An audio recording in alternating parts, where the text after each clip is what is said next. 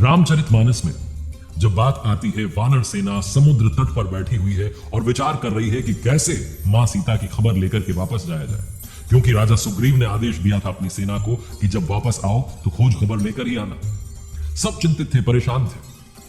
तब संपाति जामवंत जी की सुनाई हुई कथाओं को सुन रहा था और बाहर आ जाता है संपाति नाम का एक गिद्ध।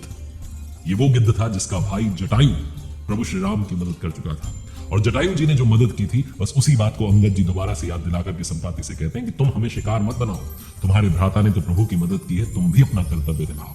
तब संपाति कहता है कि हाँ, मुझे श्राप मिला है कि जब मैं माता सीता की खबर सेना को दूंगा, प्रभु श्री राम की सेना को, तभी मेरे पंख वापस आने लगेंगे। और तब संपाति बताता है कि यहां से 100 योजन की दूरी पर समुद्र लांघ कर जब जाओगे तो त्रिकुटा पर्वत पर लंका नगरी बसी है, जिसका राजा रावण माता सीता को लेकर गया है।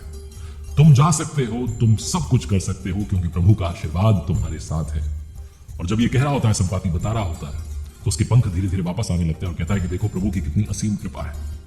ये कहकर के संपाति तो चला जाता है, लेकिन वानर सेना में यह विचार उठता है कि अब जाएगा कौन। आपने भी सोचा होगा कि जब अंगद जी भी बलशाली थे, हनुमान जी भी बलशाली थे, तो अंगद से पहले हनुमान क्यों गए लंका में। जामवंत जी से अंगद जी ने कहा, अंगद कही जाऊं मैं पारा, जिय संशय कछु फिरती बारा। बुद्धि और बल में बाली के समान थे अंगद जी। समुद्र के पार जाना बहुत सरल था उनके लिए, किंतु वो कहने लगे कि लौटने में मुझे संशय है। आखिर कौन सा संशय था वापस आने में? तो एक कथा है, बाली के पुत्र अंगद जी और रावण का पुत्र अक्षय कुमार दोनों एक ही गुरुकुल में शिक्षा ग्रहण कर रहे थे। अंगद बहुत बलशाली थे और थोड़े से नटखट थे। वो प्रायः वो अक्सर अक्षय कुमार को थप्पड़ मार देते थे, जिससे कि वो मूर्छित हो जाता था और बार बार रोता हुआ गुरुजी के पास जाता और कहता कि अंगद ने मुझे थप्पड़ लगा दिया। एक दिन गुरुजी क्रोधित हो गए और अंगद जी को श्राप दे दिया कि अगर अब तुमने अक्षय कुमार पर हाथ उठाया तो उसी क्षण मृत्यु को प्राप्त हो जाओगे।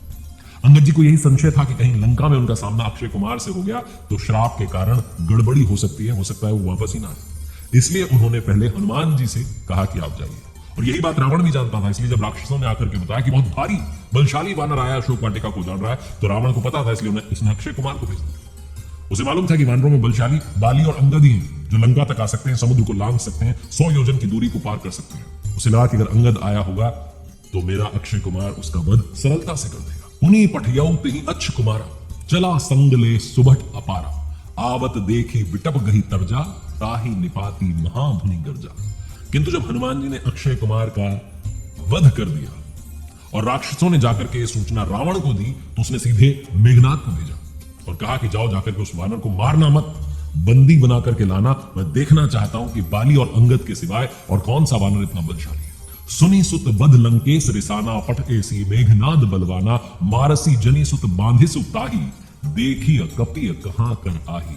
हनुमान जी सब कुछ जानते थे कि जब तक अक्षय कुमार जीवित रहेगा अंगद जी लंका में प्रवेश नहीं कर पाएंगे, इसलिए उन्होंने अक्षय कुमार का वध किया, जिससे अंगद जी बिना संशय के लंका में प्रवेश कर सके। और बाद में जब युद्ध चल रहा था तो शांति दूत बनकर रावण की सभा में गए और रावण को अपना पराक्रम, अपना बल दिखाया और कहा कि अंगद का पैर है, तुम इसे हिला भी नहीं सकते। प्रभु श्री राम के वध की बात तो बहुत दूर की है।